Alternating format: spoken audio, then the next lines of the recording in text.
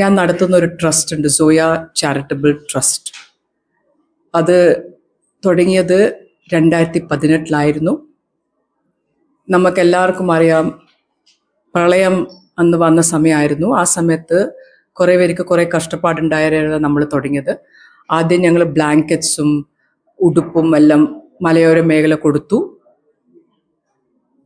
അതിൻ്റെ ശേഷം ആദ്യം 2 സ്ത്രീകൾക്ക് ഒരു വീടെടുത്തു കൊടുത്തു, തളിപ്പറമ്പ്. അതാണ് അതിൻ്റെ തുടക്കം. ഇതിൻ്റെ 3 വേർട്ടിക്കൽസ് ഉള്ളത്: ആരോഗ്യം, വിദ്യാഭ്യാസം, വിമൺ എംപവർമെൻറ്റ്, മൂന്നാമത്തത്. അപ്പം വിദ്യാഭ്യാസ മേഖലത്തിലാണ് ഇപ്പം ഞങ്ങൾ ഫോക്കസ് ചെയ്യുന്നത്. ഇന്ന് ഞാൻ നിങ്ങളെ വിളിച്ചതെന്ന് പറഞ്ഞാൽ, ഞങ്ങൾ സ്കൂൾസ് ഞങ്ങൾ എന്താ ചെയ്യാന്ന് പറഞ്ഞാൽ, പഴയ സ്കൂൾ എടുത്ത് ഒരു സർക്കാർ സ്കൂൾ എടുത്തിട്ട് നമ്മളത് ഒരു മോഡേൺ ആയിട്ട് സ്മാർട്ട് സ്കൂളാക്കിയിട്ട് തിരിച്ചു കൊടുക്കും. ആദ്യത്തെ പ്രോജക്റ്റ് താവക്കര UP ഹൈസ്കൂളായിരുന്നു. അതിൻ്റെ ഒരു ഭാഗം ഒരു കോഴിക്കൂട് പോലെ ആയിരുന്നു. ശരിക്കും പറഞ്ഞാൽ ആദ്യം പോയൊരു കോഴിക്കൂട് പോലെ ആയിരുന്നു. ഗ്രില്ലുണ്ടായിരുന്നു ഒരു മേലെ, താഴത്ത് മതിലും, പിന്നെ അവിടെ ഒന്നും ഉണ്ടായിട്ടില്ല. ജസ്റ്റ് ഒരു അവർക്ക് അങ്ങോട്ടും ഇങ്ങോട്ടും ഒരു ഡോർ വരെ ഉണ്ടായിട്ടില്ല. ഇന്റർലോക്ക് ചെയ്യാത്ത ഒരു സ്കൂളായിരുന്നു.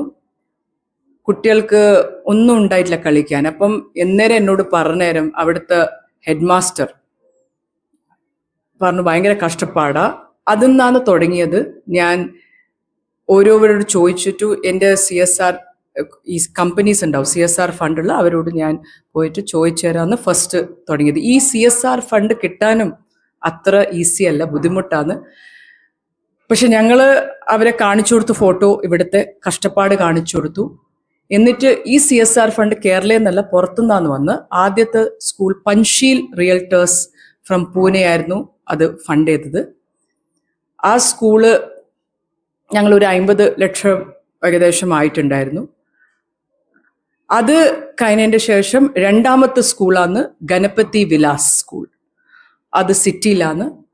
ആ പ്രോജക്റ്റ് ഞങ്ങൾ എടുത്തതെന്ന് പറഞ്ഞാൽ, അവിടെ 8 ടീച്ചേഴ്സും ഒരു കുക്കും ഉണ്ട്, എല്ലാം സ്ത്രീകളാണ്. ആ സ്ത്രീകൾ, അതുകൊണ്ടാണ് ആ സ്കൂൾ ഞങ്ങൾ അടുത്ത സ്കൂളായിട്ട് എടുത്തത്. അതിന് കമ്പൗണ്ടൊന്നും ഇല്ല, കളിക്കുന്ന സ്ഥലമൊന്നുമില്ല. അവിടെ ഞങ്ങൾ ഒന്ന് റെനോവേഷൻ ചെയ്തു. പിന്നെ അവർക്ക് പുതിയ 2 ടോയ്ലറ്റും കൊടുത്തു. വേറൊരു വലിയ പ്രശ്നം എന്ന് കാണുന്നത് ടോയ്ലറ്റ് ഇല്ലാത്ത സ്കൂളിൽ. മൂന്നാമത്തെ പ്രോജക്റ്റാണ് ഇപ്പം നടന്നുകൊണ്ടിരിക്കുന്നത്, നിങ്ങളെ വിളിച്ച ആനയെടുക്ക് സ്കൂള്. ആനയെടുക്ക് സ്കൂളിൽ അതിനെ പറ്റിയിട്ടെല്ലാം ഷബീന ടീച്ചർ പറഞ്ഞുതരും. ഷബീന ടീച്ചറായിരുന്നു അന്ന് അവിടുത്തെ കൗൺസിലറും ഡെപ്യൂട്ടി മേയറും. അവിടെ അവർക്കൊരു പുതിയ ബിൽഡിംഗ് വേണം. ആ ബിൽഡിങ് ഞങ്ങൾ എടുത്തു കൊടുത്തു. ഇപ്പം 17-ാം തീയതി അതിൻ്റെ ഉദ്ഘാടനമാണ്. ആ ബിൽഡിങ്ങിൻ്റെ നരേൻ എന്ന് പറയുന്ന നടൻ വരും.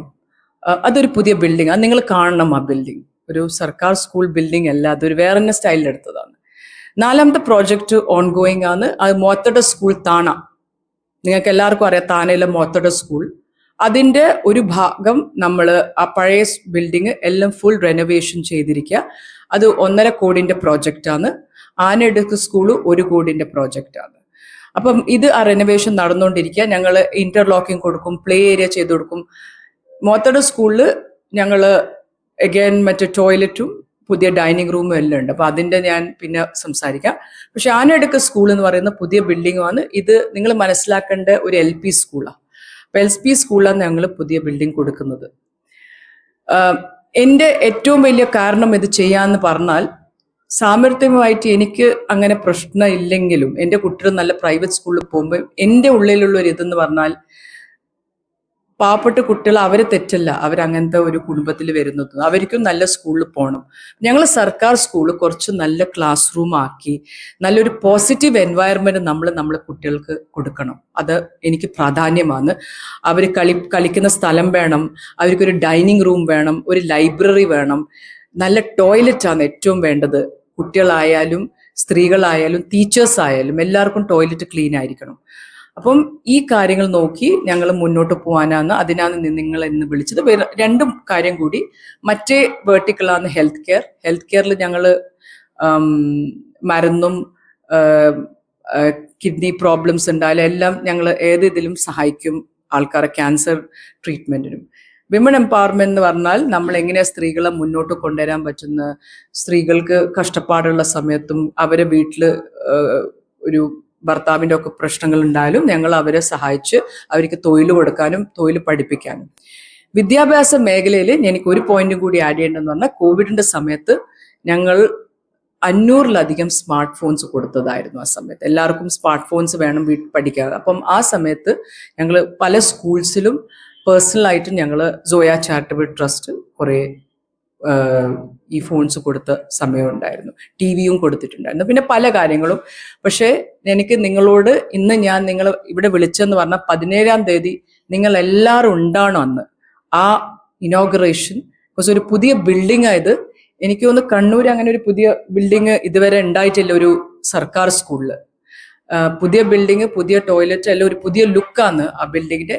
അതുപോലെ വിദ്യാഭ്യാസ മേഖലയിലാണ് ഞാൻ പ്രതിനിധീകരിച്ചിരുന്ന, അല്ലെങ്കിൽ റിഷാം ഇപ്പോൾ പ്രതിനിധീകരിക്കുന്ന താണ വാർഡിൽ ആകെ ഒറ്റ ഒരു സ്കൂളാണ് ഉള്ളത്.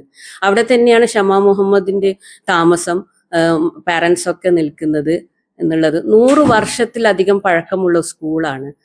അതിൽ ഞാൻ മുനിസിപ്പൽ കൗൺസിലർ ആയിരുന്ന സമയത്ത് 2000-2005 ആ സമയത്താണ് ഇപ്പോഴുള്ള ഒരു ന്യൂ ബിൽഡിംഗ് എന്നാണ് അത് പറയുക. പക്ഷെ അത് ഇത്രയും 15 വർഷത്തോളമായി അല്ലേ ടീച്ചറെ അത് വന്നിട്ട്. അതിനുശേഷം പിന്നീട് ഒരു ബിൽഡിങ്ങോ അവിടെ ഒന്നും വന്നിട്ടില്ല.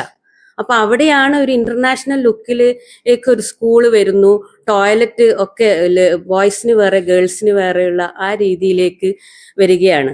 അപ്പൊ നമുക്ക് എത്രയും കുട്ടികളെ അവിടെ പഠിപ്പിക്കാനുള്ള സൗകര്യത്തോടുകൂടി, അത് മാത്രമല്ല നല്ലൊരു പ്ലേ ഗ്രൗണ്ട് ഉണ്ട്. ഇങ്ങനെ അതൊരു ഗൃഹാതുരത തോന്നിക്കുന്ന ആയിട്ടുള്ള ഒരു സ്കൂളും കൂടിയാണ്. അപ്പൊ അതിനെ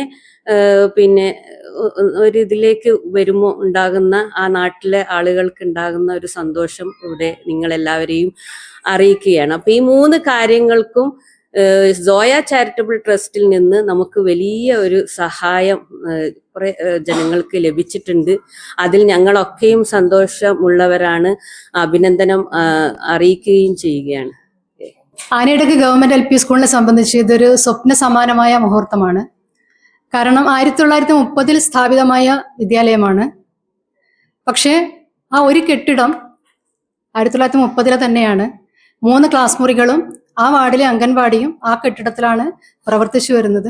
അപ്പോൾ മഴക്കാലമൊക്കെ ആയാലും ഞങ്ങൾ സത്യം പറഞ്ഞാൽ വലിയൊരു ബുദ്ധിമുട്ട് അനുഭവിച്ചിരുന്നു. കാരണം കറണ്ട് പോയാൽ അവിടെ പഠിപ്പിക്കാൻ പറ്റാത്ത അവസ്ഥയായിരുന്നു. നിലത്തു നിന്നൊക്കെ വെള്ളം, ഇപ്പൊ അത് അടുത്ത കാലത്ത് തുടങ്ങിയായിരുന്നു, നിലത്തു നിന്നൊക്കെ വെള്ളം വരുന്ന അത്രയും ഒരു ക്ലാസ് മുറികൾ അത്യാവശ്യമുള്ള ഒരു സന്ദർഭമായിരുന്നു. അപ്പൊ ആദ്യം ഷമാ മാഡത്തെ ബന്ധപ്പെട്ടപ്പോൾ റിനോവേഷനാണ് ഉദ്ദേശിച്ചത്.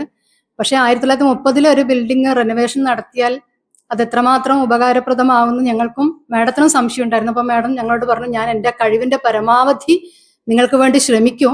കാരണം നേരത്തെ പാസ്സാക്കിയ ഒരു ഫണ്ട് ഉപയോഗിച്ച് റെനോവേഷന് മാത്രമേ തികയുള്ളൂ. അപ്പൊ പുതിയൊരു ബിൽഡിംഗ് എടുക്കണമെങ്കിൽ കുറച്ചുകൂടി വലിയൊരു ഫണ്ട് ആവശ്യമുണ്ട്. അപ്പൊ ഞാൻ എൻ്റെ കഴിവിന്റെ പരമാവധി അതിനുവേണ്ടി ശ്രമിക്കാം എന്ന് അദ്ദേഹം പറയുകയും അതിന് പ്രകാരം വലിയൊരു സംഖ്യ, അതായത് ഒരു LP സ്കൂളിനെ സംബന്ധിച്ച് ഒരു 1 കോടി രൂപയൊക്കെ CSR ഫണ്ട് ലഭിക്കുക എന്ന് പറഞ്ഞാൽ എനിക്ക് തോന്നുന്നു ഈ പരിസര പ്രദേശത്തോ അങ്ങനെയൊന്നും ഇതുവരെ ഉണ്ടായിട്ടില്ല.